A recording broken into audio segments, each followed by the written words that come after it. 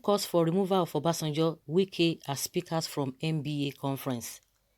We of the Radical Agenda movement in the Nigerian Bar Association welcome the decision of the National Executive Committee of the Nigerian Bar Association removing Malam Nasser El-Rufai, the governor of Kaduna State, as speaker at the 2020 Annual General Conference of the association. That decision, in our respectful view, is a sanction against poor leadership approach in the handling of the genocidal South Kaduna crisis in Governor El-Rufai's jurisdiction, as well as a demonstrable penchant for disrespect for rule of law and high-handedness in official capacity. We are, however, baffled that the list of speakers at the conference still retains the names of Balogun Olusegun Obasanjo, retired general and former president of the Federal Republic of Nigeria, as well as that of Mr. Nyesom Wike, the governor of Rivers State. We are persuaded that these men, by their antecedents vis-a-vis the respect for and promotion for the rule of law and due process, are not fit for invitation as speakers in a function such as the Conference of Nigerian Bar Association, which mantra remains promoting the rule of law.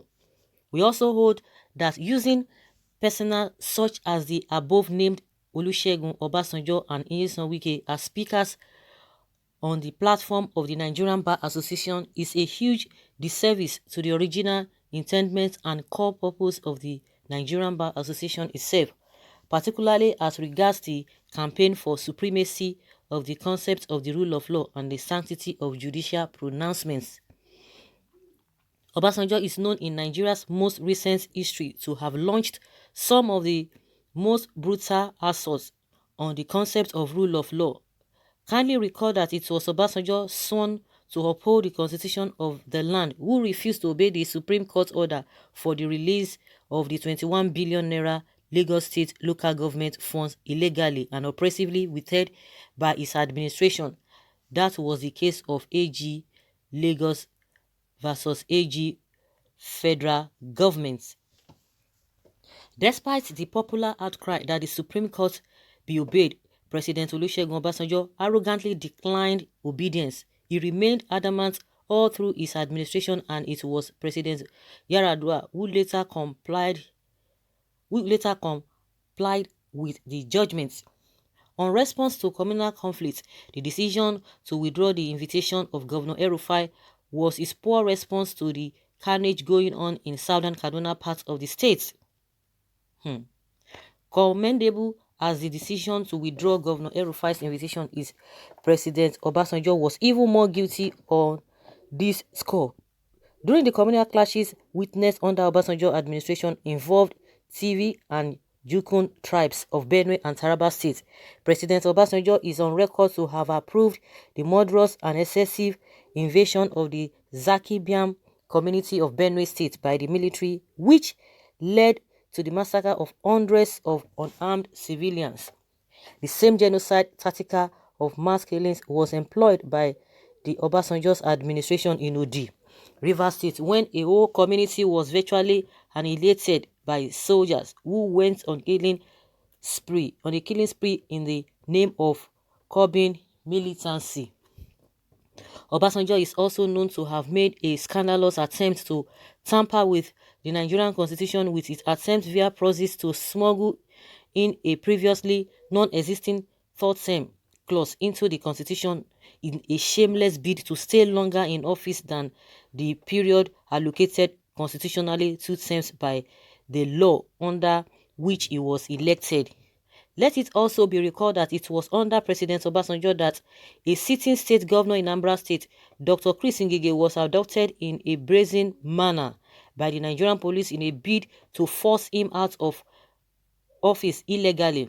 Of course, who was the president at that time when few members of parliament, severally short of numbers to form majority as constitutionally required, as happened in Oyo and Plateau State, impeached governors? Obasanjo. Yeah. It was under the same Obasanjo that the Ekiti State Parliament was beating courtesy of mass detention of her members in EFCC cells in a faraway Lagos to impeach Ayodele Fayose, who had fallen out of favor with the imperial and highly tyrannical presidency of Olusegun Obasanjo, how on earth then can the NBA in this time and age present a platform to be a serial mauler of the rule of law and a veteran scorner of judicial authority like Olusegun Obasanjo? We also hold that the invitation of Governor Wike as Speaker should also be withdrawn by the NBA.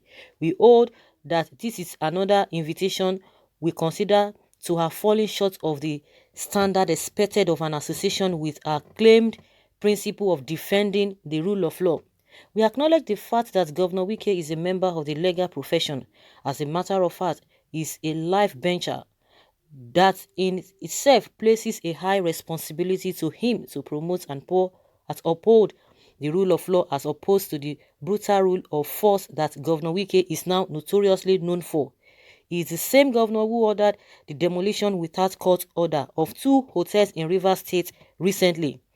The Rivers State Task Force under the control of Governor Wike is an agency notorious for violation of human rights of citizens in carrying out their tasks.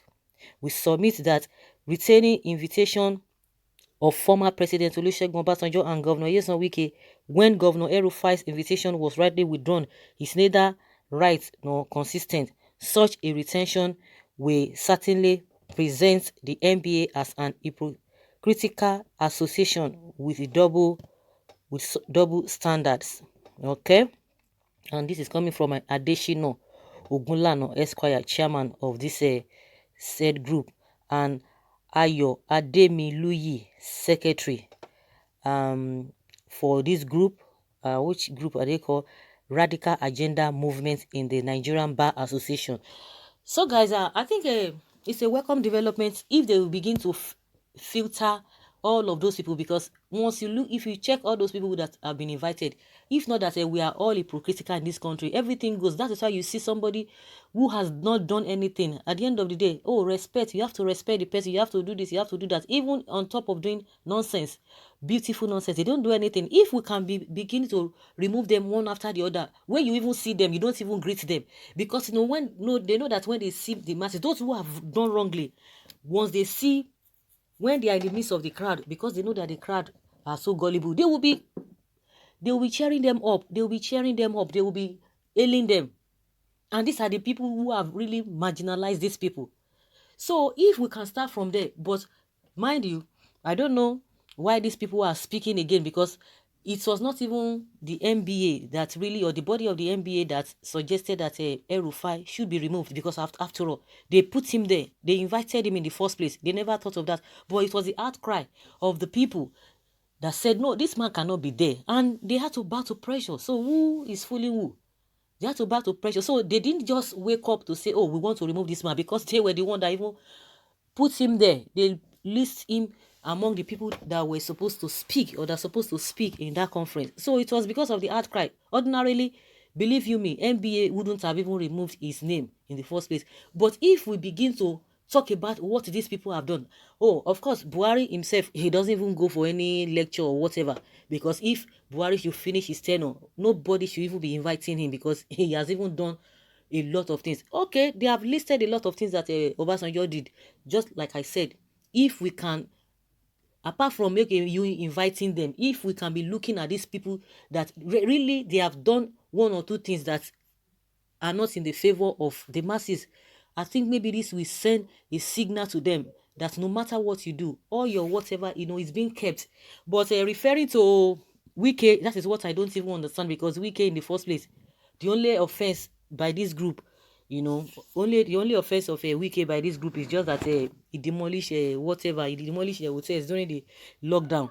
And maybe they have forgotten that Wike acted on executive order, so no court was whatever. So it's a different thing according to what we were told, because I don't know whether they themselves are lawyers, they can debate that. But as far as we know, as a lay people, just ordinary people, Wike did not act on anything. He acted on executive order, which he didn't form by his own, but people were just like, oh, it was just too harsh. So bringing Wike to all of this is neither here nor there to me. So, but one thing that is pertinent is that if all these leaders, if we can look them to their faces and say, yes, you have not done well. But one thing again I like about this group is that they never condemned NBA for withdrawing or for removing El-Rufai's name from the speakers, but at least they acknowledge the fact that what the NBA did was right, but just that they are saying what is good for the goose is good for the ganders. So guys, let us hear your opinion. Leave your comments and let us know what you think about this group who is calling for the removal of Obasanjo, WIKE as speakers from NBA conference. Leave your comments and let us know. Thank you.